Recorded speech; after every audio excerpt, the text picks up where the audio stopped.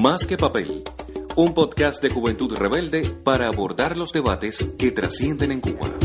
Más que papel surgió en el formato tradicional relacionado con la radio.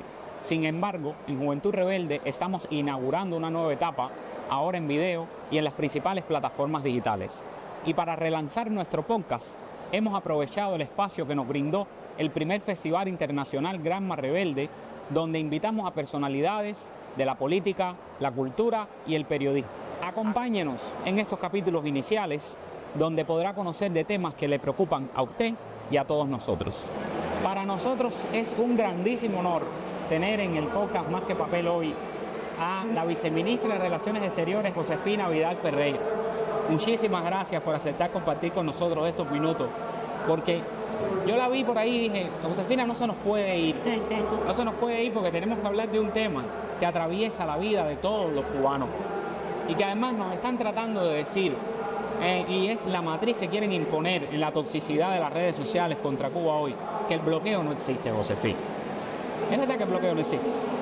Por supuesto que eso es la gran falacia y forma parte de la enorme campaña comunicacional, que es una guerra, una verdadera guerra, que Estados Unidos hace para esconder su gran responsabilidad en este abuso sostenido por más de 65 años que se ha aplicado contra el pueblo de Cuba, que es la guerra económica que nosotros conocemos como bloqueo. Y por supuesto que el bloqueo no es el único responsable de los problemas que tenemos.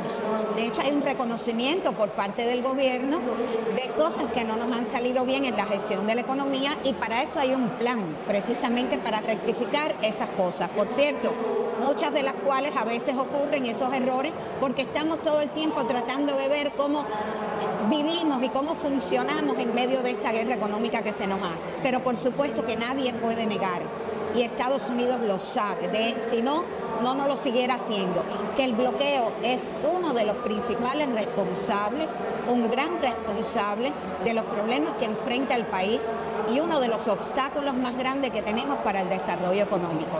Y eso es importante seguirlo transmitiendo, seguirlo explicando, poner ejemplos de la vida real. De hecho, el presidente Trump en este segundo mandato ya hasta el momento ya ha aplicado más de una veintena de medidas que van dirigidas a arreciar ese cerco económico contra Cuba, que se manifiesta ahora de una manera cualitativamente distinta, porque durante 60 y tantos años, más de 60 años, el bloqueo a Cuba se manifestaba como lo hemos conocido: no le vendo a Cuba, no le compro a Cuba, le pongo obstáculos para que no pueda comprar incluso en terceros mercados, limito y prohíbo el turismo de Estados Unidos a Cuba, impido que Cuba use el dólar en sus transacciones financieras, pongo obstáculos a la inversión extranjera en Cuba y amenazo para que no lo hagan. Pero desde que Trump en su primer mandato y ahora en el segundo asumió las riendas de esta política, le imprimió un elemento nuevo, es lo que llamamos la política de máxima presión, que además de mantener todo lo anterior que muy sucintamente resumí, ha hecho políticas dirigidas a quirúrgicamente dañar todos los sectores que ingresan recursos a este país. Y ha ido a atacar cada una de esas esferas, una detrás de la otra, para que no entre un centavo a Cuba. Y esa es la nueva cualidad del bloqueo. Por eso atacan el turismo, por eso atacan las remesas, por eso atacan la inversión extranjera en una fase superior, ya permitiendo que se demanden tribunales de Estados Unidos a empresas que han invertido en Cuba. Por eso ataca la colaboración médica cubana en el exterior, que es una fuente de ingresos legítimos a Cuba para el sostenimiento del sector de la salud en nuestro país, y por eso volvieron a poner a Cuba en la lista de estados patrocinadores del terrorismo. La idea es asfixiarnos, ya no solo que Cuba tenga problemas para comerciar y para relacionarse con el mundo, sino que no entren ingresos a este país.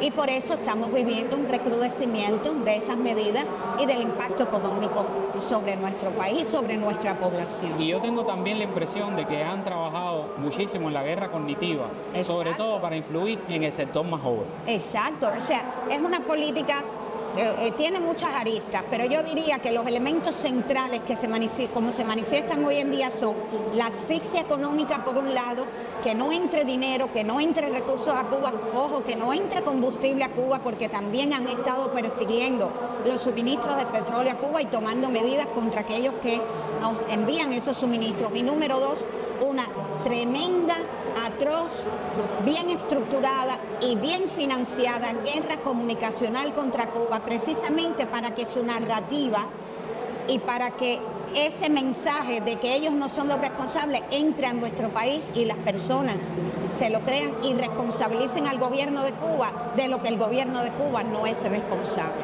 Entonces, esa es la realidad de lo que estamos viviendo, de ahí la necesidad no solo de seguir buscando vías para funcionar, desarrollarnos en medio de este cerco económico, y de ahí la diversificación que Cuba está haciendo de sus relaciones económicas externas, buscando opciones en otros mercados, en otros países del mundo. Y número dos, que tenemos que, de nuestra parte, ver cómo hacemos para contrarrestar esa gran guerra comunicacional dotada de mucha tecnología, de mucho financiamiento, y que requiere de nosotros enfrentar ese desafío con nuestros escasos recursos, pero con mucho ingenio, con mucha producción de mensajes para que nuestro pueblo entienda la realidad de lo que está pasando. Pero el bloqueo sí existe, es una realidad y afecta a toda nuestra población y las condiciones de vida de nuestro pueblo. Eso no se puede negar.